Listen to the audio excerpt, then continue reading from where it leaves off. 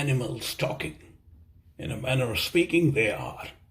They may not use language the way humans use language, but they do communicate and share information constantly.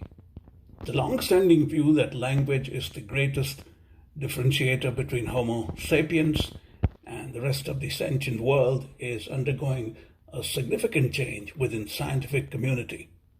In a recent piece in the New York Times, science journalist and critically acclaimed author Sonia Shah wrote, and I quote, "For centuries, the linguistic utterances of Homo sapiens have been positioned as unique in nature, justifying our dominion over other species and shrouding the evolution of language in mystery. Now experts in linguistics, biology, and cognitive science suspect that components of language might be shared across species, illuminating the inner lives of animals in ways that could help stitch language into their evolutionary history and our own." Unquote. To understand the question of language beyond humans, Mayank Chhaya Reports spoke to Sonia Shah, the author most recently of the critically acclaimed The Next Great Migration, The Beauty and Terror of Life on the Move. Welcome to Mayank Chhaya Report. It's a great pleasure to have you, Sonia. Great to be here. Yeah. Let me start with a broad question. Are animals talking? I guess it depends what you mean by talking. Are they using language the way we use language? I don't think that any scientist would say, I don't think many scientists would say yes to that. But I think most would agree, of course, that they are communicating. They are sharing information all the time. And in some cases, doing so intentionally in a way that's similar to the way that we intentionally communicate things to each other. We use symbols, we use, representations to communicate with each other. And there's some evidence that other species do that too, which, makes sense because, of course, we all evolved from other species. So language has always been kind of this mysterious behavior we have that linguists and biologists for a long time thought, okay, we don't know where it came from because there's no precursors in the animal world, but that is starting to change. You write in your New York Times piece that the cognitive and moral divide between humanity and the rest of the animal world has eroded. How significant is that erosion? I mean, I think the fact that there are linguists now who will say that, yes, there are components of human language in other animals' communication systems is a sign of massive erosion. Because if you go back just a couple hundred years ago, the Linguistics Society of Paris in 1866 said, we don't want to even discuss how language evolved or how language might be related to anything in the animal world. They actually banned it. They wouldn't hear any papers on it at all because it was just considered, an outlandishly irrelevant question.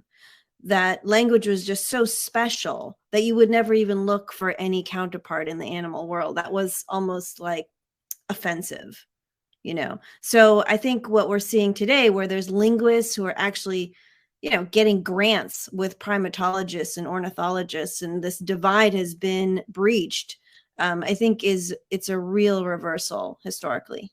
Yeah. Are we then moving towards the view that language may not necessarily be a uniquely human superpower? I mean, I think my takeaway from having done this research with the reporting the last 6 months, and this is also connected to my larger book project that I've been looking at these questions more broadly.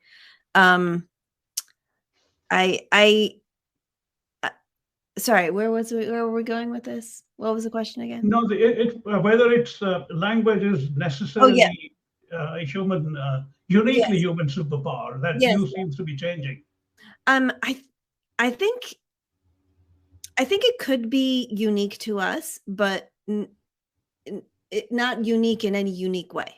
That is to say, maybe it is something that we are particularly adept with, and that we have developed, along this into the complexity of which we use it today. There may not be other species that do that in the same way, but the whole definition of a species essentially is that this is a unique group of Right. individuals, right? So the fact that we might have some unique characteristics doesn't mean that you can't still trace the evolution of this behavior and find counterparts in the natural world. So the elephant's trunk is a great example. That also is unique to elephants. There aren't other creatures that have a trunk like an elephant.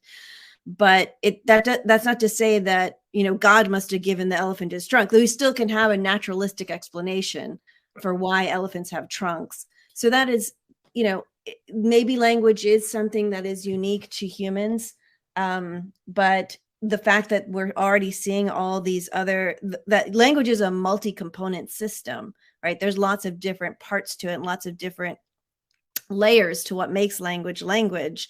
And we see those in other species. So it's not this thing that kind of burst out in whole cloth and was given just to humans, right? Like there's pieces of it that we see in the natural world now. But on the other hand, it strikes me that if you talk about 300,000 years of modern humans as we know it, if you compare the sheer evolutionary contrast between humans as a species and the rest of the animal world, aren't we? I'm not trying to advocate anthropocentric hubris here, but aren't we struck by the remarkable contrast between these two worlds in terms of the way we have evolved and the animal world has evolved when it comes to language? I mean, language allows us to do collective decision making in a way that is very powerful. We don't all have to know each other intimately to exchange a lot of information that's complex. But there's other species that are more successful than us. I mean, there's just, if you look at biomass, insects and microbes and other species that are much more successful in just sheer numbers than we are. Other species that occupy more of the planet than we do. I mean, there's certain places we can't live, and there's places, there's bacteria that live in the, Right. sea vents and in these places that we couldn't go to at all. There are other species that have caused as much disruption and damage as we have. If you look into the deep past with anaerobic bacteria, and they changed the whole climate and actually nearly went extinct themselves. And, so, I mean, I think it depends on how you look at it, right? Like from our human perspective, like we just don't value the things that other species accomplish. So the fact that a termite can build this structure that is so complex and is many, many, many times larger than its body, right? Like what the termite can do with its structures our buildings don't compare at all. And they have natural cooling and heating, and they have different chambers. It's very complex. But we just don't really judge them by the same standards as we judge ourselves. So I think it's always kind of apples and oranges. Also, even embedded in the question you asked is this notion that we're talking about humans, which is one species. And then you want to compare this one species to animals, which is millions of species, right? So, I mean, it's like we take purple out of the rainbow and say, well, how is purple different from all the other colors? I mean, yes, it is a different color, but it's not like the only color that has those unique characteristics. Yeah, I was being deliberately provocative. Let me flip it then. It's entirely possible that the species that you mentioned, they are far along sophistication than we humans are. Then we just don't seem to have the faculty to recognize that. Perhaps we are dumber than we think. I think we're just extremely self-centered, and when we say we, like I I think it's worth questioning, who is we, right? Because I don't think, I mean, that we don't know, but to me, the idea that humans are very special and that, you know, other creatures don't have any of these special qualities that we have, and what they can do is, you know, nothing is insignificant compared to what we can do, is you know, it's a way of thinking that emerged in a certain part of the world at a certain part of time and has become extremely influential, of course, and has, you know, spread across most of the planet. But that's not to say there aren't other traditions that didn't see things very differently, and some of those traditions are still intact, right? Right. So, you know, What about the so-called human revolution of some 40 or 50,000 years ago, which seems at this point, even the way you have written, it seems exaggerated at this point. Do you agree? yeah, I mean, I'm not an expert in that, in the sort of archaeological and genetic Yeah. findings that have put that story together, but it's very interesting that many experts are now saying that this, you know, and this is big, the idea of a human spark is that, you know, 40,000, 50,000 years ago, something happened in human evolution where we just started taking off, and we just sort of, you know, left behind the evolutionary trajectory that had kind of constrained us and all the other species up until that time. And something kind of set us free. And you see this great flowering of human civilization and art and culture and language and all this stuff. And, you know, it's not to say that that didn't happen. That did happen. But was that a total departure? You know, was there some biological thing that happened, which has never been found, mind you? Like there's been lots of theories of maybe it was this, maybe it was that, maybe it was this gene, maybe it was this cognitive, you know, something happened in the brain, one little thing changed and everything, you know, there's all these theories, but nothing has really been proven of like, well, this is, you know, this is the culprit that made that change. But what has been found is a lot of continuity. You know, there was this idea that our other hominid ancestors like Neanderthals must have been very different from us, right? That, you know, they were completely, well, that we diverged entirely from them, right? That was part of this thinking. And then, you know, what we've learned from genetics is that we did not diverge at all. In Right. fact, they are our ancestors. We had families with them. Their genes are in our genes to this day, which to me also reflects on the idea of language. And we don't know if Neanderthals had language, but it's hard to imagine as much, you know, as much families that were made between like this level of intermingling that would leave their genes like studded throughout our genomes, that would have happened between a species that was linguistic and a species that was non-linguistic. Right. You know, I mean, I was talking to a neurobiologist named Eric Jarvis, and he said, and he studies birds, vocal learning in birds, and he said there's never a case where a bird species can, you know, subspecies or different species can sometimes have families together, have offspring together, but it never happens that a vocal learning species, a species that, you know, has songs and can like imitate sounds and use sounds in this like complex communicative way, will ever have offspring with a species that doesn't, a species that just makes Right. the one call innate, it's instinctive, it's always the same. It just doesn't happen. And, you know, as a member of a linguistic species myself, you can that kind of makes sense, right? Like, Yes. Yeah, it does. so, you know, then you wonder, okay, well, what did set us apart? And if we just keep getting more and more evidence that, well, there's continuity here, there's continuity here, there's continuity here, again, we're seeing continuity, and yet we cling to this idea that we diverged with no evidence for what might have accounted for that, then, you know, you have to start to wonder. Right. I agree. Yeah. How do you look at the question of time lag between the appearance of anatomical modernity and perceived behavioral modernity?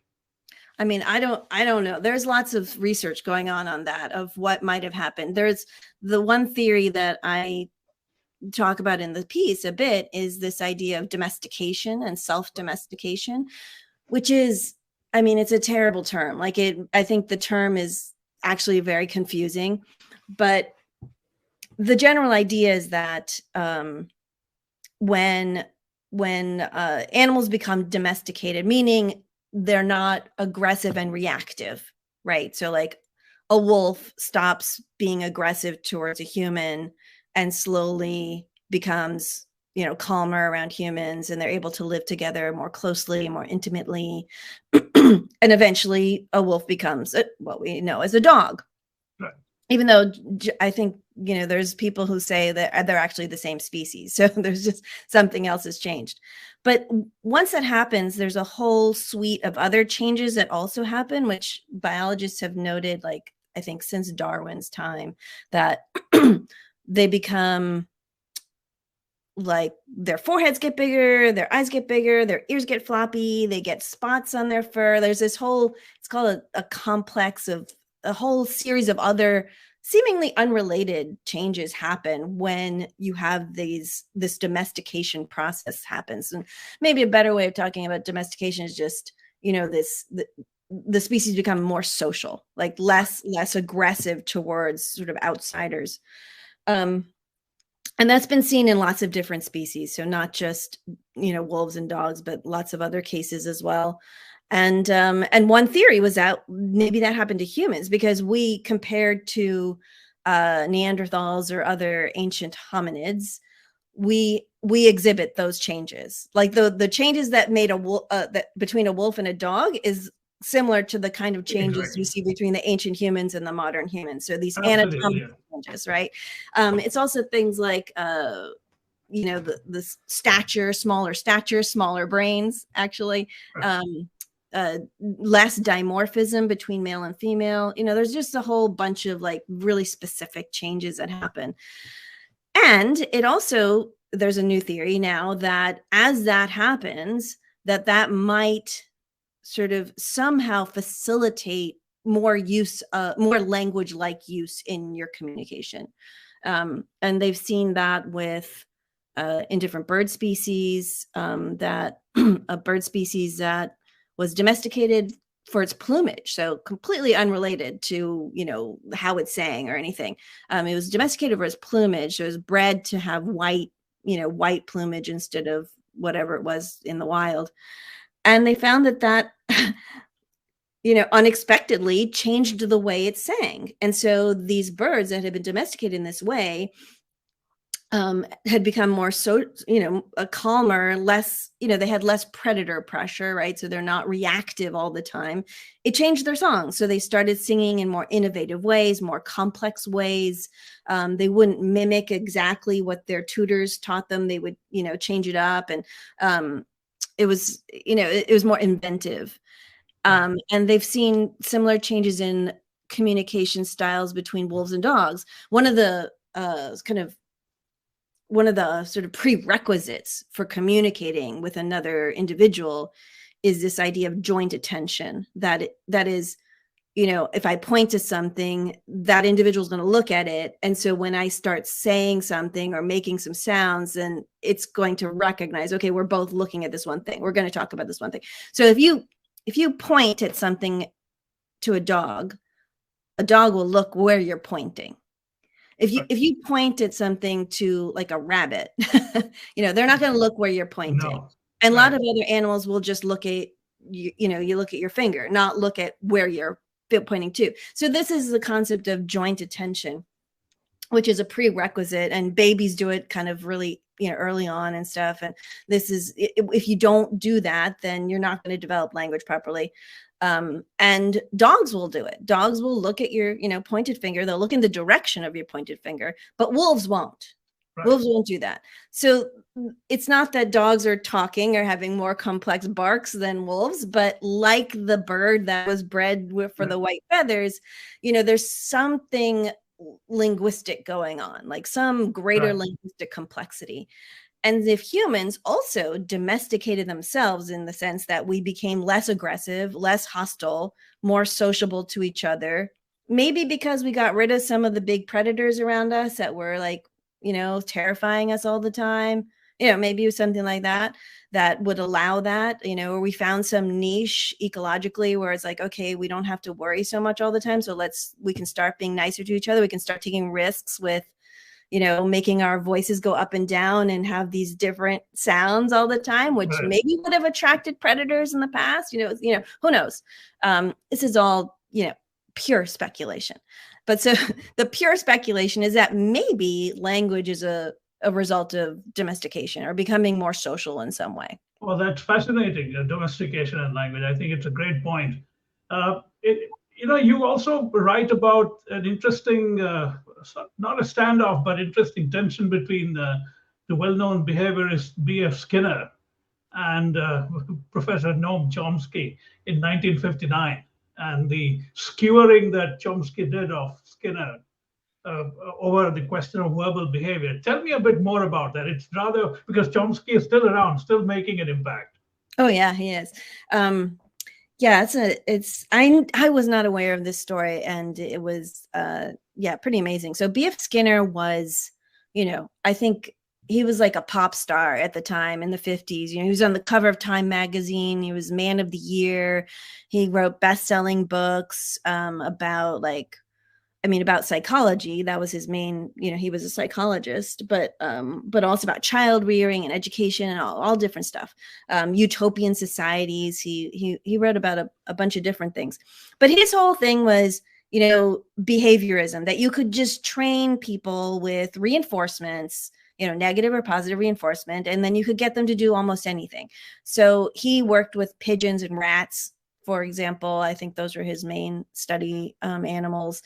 And whenever like an animal cognition scientist or, wildlife biologist say, well, we've discovered a giraffe that can do blah, blah, or we've discovered, the dolphins can do this, or, whatever, some amazing animal behavior, he would then very carefully train his pigeon with like reinforcements to do the same thing. The pigeon can also dance like a monkey. Right. The rat can also go through this maze in 2 seconds, whatever it is, just through positive and negative reinforcements.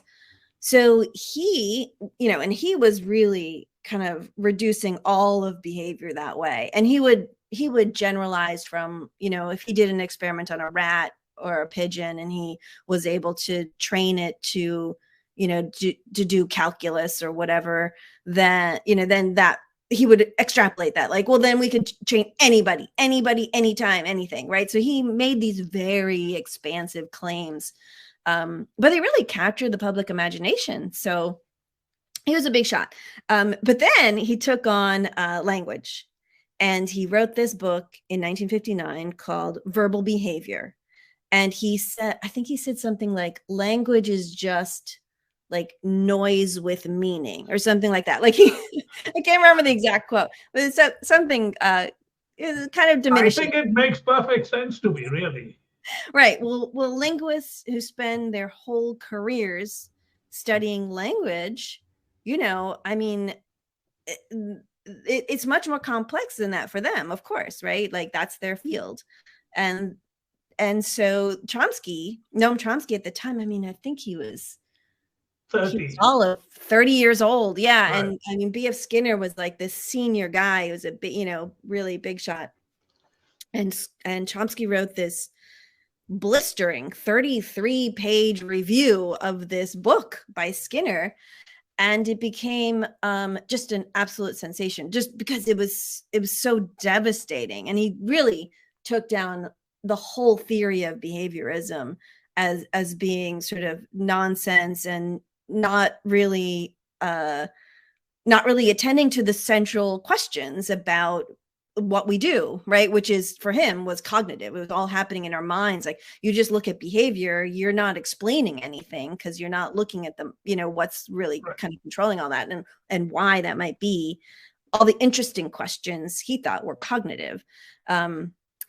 And so, and in the end, what was really remarkable is that the review just took the book down entirely. So the book, Chomsky's review, I think, was quoted like twice as much as the book itself was quoted in the academic literature.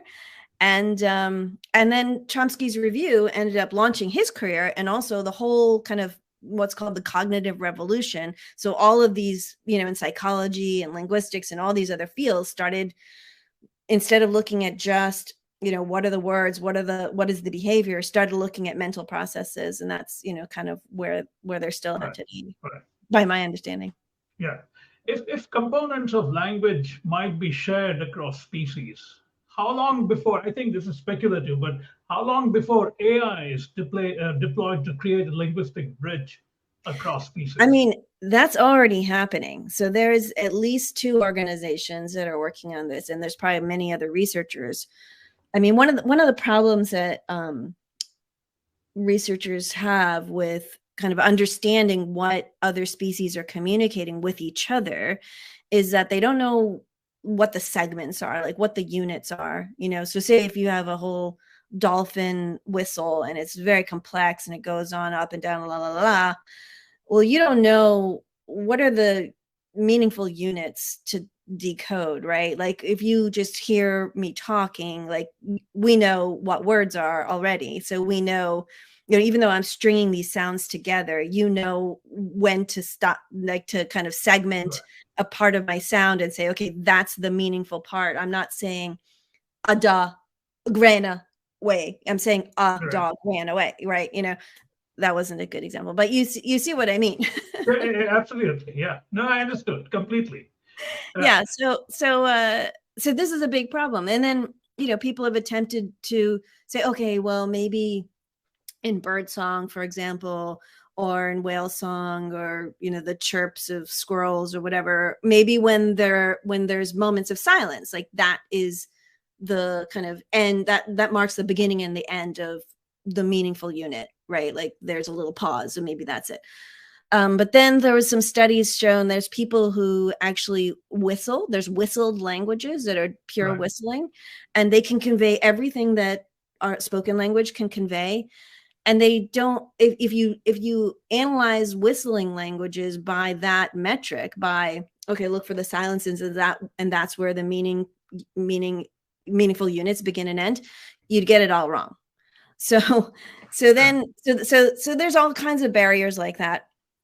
So anyway, so there's a bunch of groups and researchers that are now using AI and just training AI on all of these recordings and let the AI figure it out, just the way they trained ChatGPT and the other natural, large language models, whatever, to respond to questions and that we can just write or ask them. They were never taught grammar or vocabulary. They were just given like a whole corpus of text. And then they just figured it out, through kind of immersion, figure out the rules. And so maybe AI will be able to figure it out in a way that humans can't, which then brings up the interesting possibility that the robots will be able to talk to the animals before we will. Yeah, indeed. I was wondering about what these 2 maple trees are talking. Maybe AI can tell me that they're gossiping about how dumb you look. So that's right. Yeah. Just a last couple of things. That does not seem to be an exclusively human vocal anatomy. I think that you make a reference to that, right? Tell me, I mean, I'm interested in that. Tell me a bit more about that. Yeah, so there was this idea for a long time that maybe humans could talk while nobody else could talk because we had something unique in our biology. And one candidate for that was our larynx, which is descended. So it's lower in our throat. And that actually allows us to make lots of different sounds, but it also gives us a choking risk, which is a pretty serious risk, right? Like that would kill babies. Like that is not adaptive to have a descended larynx in that sense, right? So the idea was, well, maybe the reason we have that is because there was this great payoff, the great payoff being that's what allowed us to have language because we have the descended larynx, right? So there's this big risk that comes with it, which is maybe why it's not more common, but we got this great benefit from it. So that's why we all have it now. And so it was just presumed that no other animals had a descended larynx. And then a biologist named Tecumseh Fitch at University of Austria or University of Vienna, he decided to actually look. And he started getting all these animals into this X-ray machine. And I mean, it's kind of amazing science when you think about it, because first of all, he had to get like a goat to go into this X-ray machine, and then he has to get the goat to like vocalize while he's doing, so he's like, and I think what he figured out finally, which was not nice for these animals at all, but to separate them from their parents. So you get a baby in there and separate it from the mom, and then one or the other is going to vocalize.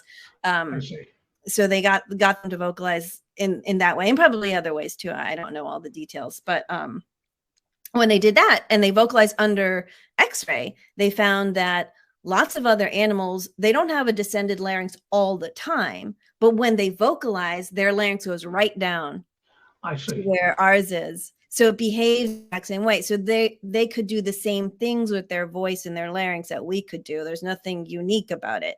And he also found one species, the red deer, that actually has the same descended larynx that we do. I see. But on the other hand, language supremacists, as I call them, would argue that, say you have an example such as the Indian grammarian Panini, dating back to 5th or 6th BCE, who wrote this entire Ashtadhyayi, or 8 chapters, the basis for the Sanskrit language. They may say that chimps or mice or goats didn't do it 2,000 years ago. They didn't write any grammar, and they still haven't written any grammar. So why are we not superior? That's what they would argue. What do you say to that?